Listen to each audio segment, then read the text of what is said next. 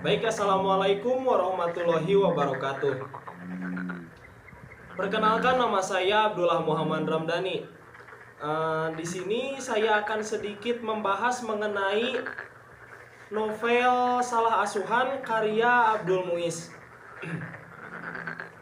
Novel ini menceritakan tentang seorang pemuda pribumi Melayu asli, yaitu bernama Hanafi. Hanafi ini memiliki seorang ibu karena ayahnya meninggal saat dia masih kecil. Walaupun ibu Hanafi membesarkan Hanafi seorang diri, namun ibu Hanafi tetap kukuh dan berusaha berjuang dalam mengurus dan mendidik Hanafi ini hingga dapat membiayai pendidikan Hanafi sampai dapat bersekolah di HBS. Selama Hanafi bersekolah di HBS, Hanafi dititipkan kepada keluarga orang Belanda.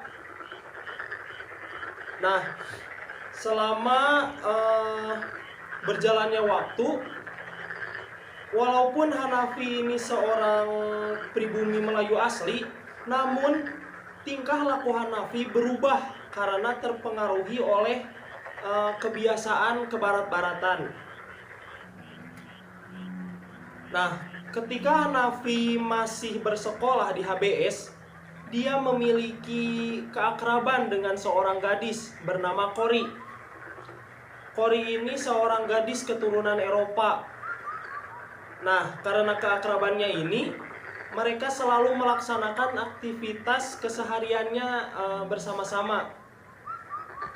Namun, akibat kedekatannya ini, ternyata Hanafi memiliki perasaan lebih kepada Kori, jatuh cinta kepada Kori, yang melebihi rasa sekedar pertemanan.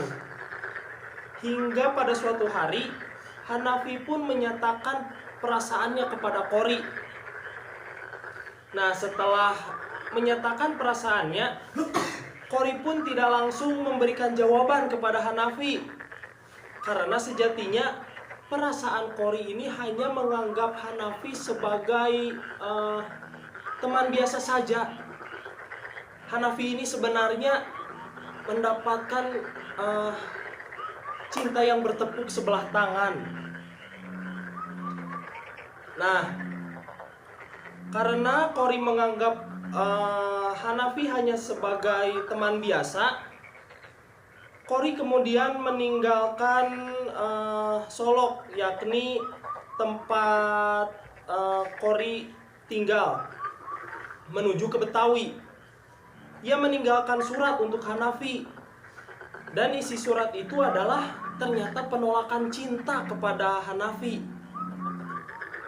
Nah, alasan penolakan Kori kepada Hanafi karena adanya perbedaan budaya antara bangsa Melayu dan bangsa Eropa yang tidak bisa disatukan, sehingga Kori pun tidak memiliki pikiran untuk dapat bersama dengan Hanafi. Selain itu juga adanya penolakan dari ayah Kori untuk menikah dengan orang Melayu juga menjadi alasan mengapa Kori menolak ungkapan cinta dari Hanafi. Nah, setelah membaca surat yang diberikan Kori kepada Hanafi, Hanafi kemudian merasa sedih dan terpukul. Dia sering mengurung diri di kamar. Dia juga bahkan berubah menjadi orang yang acuh terhadap lingkungan. Ia menjadi tidak berselera untuk makan dan minum hingga badannya menjadi kurus dan kering. Nah, ketika dalam kondisi Hanafi yang seperti itu, galau lah. Ibu Hanafi terus menasihatinya dan menawarkan Hanafi untuk menikah dengan gadis yang bernama Rapiah. Rapiah ini merupakan seorang anak dari Sultan Batuah. Sultan Batuah ini merupakan orang yang membantu membiayai pendidikan Hanafi. Nah, Ibu Hanafi juga menasihati dan membujuk Hanafi untuk dapat dijodohkan dengan Rapiah, anaknya Sultan Batuah ini. Nah, perjodohan yang dilakukan Ibu Hanafi ini bermaksud untuk membayar hutang budi terhadap Sultan Batuah. Rapiah ini adalah seorang gadis Minang yang memiliki budi pekerti dan tutur kata yang baik. Awalnya Hanafi juga selalu menolak, namun setelah terus-menerus dibujuk, dia pun menerima dengan terpaksa. Karena sejatinya perasaan kasih dan sayang terbesar hanya untuk Qori semata. Akhirnya pernikahan antara Hanafi dan Rapiah pun dilaksanakan. Dalam kehidupan rumah tangga Hanafi selalu memaki Rapiah hingga rumah tangganya pun tidak tentram dan banyak permasalahan. Hal ini tidak lain karena didasari keterpaksaan dalam pernikahan yang dilaksanakan Hanafi. Nah, namun meskipun Hanafi selalu bersikap kasar dan tidak baik kepada Rapiah tidak pernah melawannya dan selalu turut terhadap perkataannya. Hingga pernikahan mereka pun mencapai usia 2 tahun dan dikaruniai seorang anak bernama Syafi'i. Namun meskipun sudah memiliki anak, Hanafi masih saja sering memaki dan berlaku tidak baik kepada Rapiah. Bahkan Hanafi juga tidak segan untuk membentak dan memukul Rapiah. Namun tetap saja Rapiah selalu dengan sabar dan hanya diam, tidak melawan. Singkat cerita, Hanafi mendapatkan musibah, terkena gigitan anjing gila di pergelangannya yang mengharuskan untuk Hanafi berobat ke Betawi. Nah, di tengah kondisi seperti itu ternyata Hanafi malah senang. Ternyata dia dapat bertemu dengan Qori di Betawi. Karena Qori tinggal di Betawi. Ketika sampai di Betawi ternyata keinginannya terpenuhi. Dia bertemu dengan Qori. Akhirnya dia nostalgia. Cinta yang lama pun tumbuh kembali. Hanafi melakukan kegiatan dan aktivitasnya bersama Qori layaknya pertemanan mereka dahulu. Hanafi pun melupakan sosok anak dan istrinya yang berada di kampung halamannya. Hingga akhirnya Hanafi menganggap ini merupakan kesempatan untuk mendapatkan hati Qori kembali. Hanafi berusaha keras untuk mendapatkan hati Qori.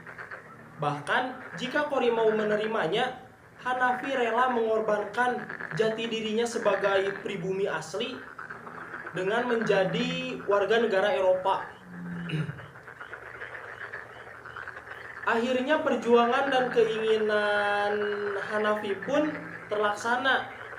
Qori menerima Hanafi dengan alasan karena iba kepada Hanafi. Mereka pun kemudian menikah dengan segala risiko yang akan ditanggungnya. Di Solok, Melayu, tempat Rapiah dan Syafi'i anaknya Hanafi tinggal, Ibu Hanafi sudah mengetahui bahwa Hanafi telah menikah dengan Qori, tetapi Rapiah tetap dengan sabar menunggu. Bisa-bisanya masih sabar. Kedatangan Hanafi ini ke Betawi benar-benar membuahkan hasil menjadi suami Qori. Lalu Hanafi pun kembali ke Solok. di sisi lain ternyata rumah tangga Hanafi dan Qori ternyata tidak berjalan sesuai dengan yang diharapkan. Rumah tangga mereka suram dan tidak memiliki ketentraman. Hingga akhirnya pun Qori tidak sanggup lagi hidup bersama Hanafi. Dia pun memutuskan untuk pergi ke Semarang, meninggalkan Hanafi. Hanafi pun kini menjadi sosok yang ditolak di Melayu, tempat tinggalnya sendiri, dan di Eropa akibat tingkah laku Hanafi yang buruk. Nah, setelah ditinggalkan oleh Qori, dalam beberapa hari akhirnya Hanafi pun mengetahui bahwa Qori ada di Semarang. Ia kemudian menyusulnya ke Semarang, dan ketika sampai dia terkejut karena Qori masuk rumah sakit akibat sakit kolera. Nah, tak lama kemudian akhirnya Qori meninggal. Karena hal tersebut, kemudian Hanafi kembali ke Solok untuk menemui ibu dan istrinya kembali. Namun ternyata kembalinya Hanafi menjadi nasib yang naas. Ia bahkan menjadi sakit parah akibat menelan 6 butir sublimat yang menyebabkan ia tidak sadar, muntah-muntah, dan akhirnya meninggal overdosis.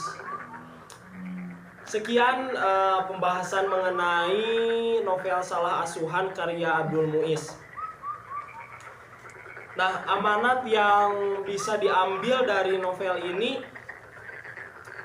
terkadang kita menginginkan sesuatu yang bukan kita butuhkan. Saat ketika mendapatkan sesuatu yang kita inginkan, bukan berdampak baik kepada kita, bahkan justru membuat diri kita lebih rusak. Sekian yang dapat saya ceritakan. Sampai jumpa di next episode. Terima kasih. Wassalamualaikum warahmatullahi wabarakatuh.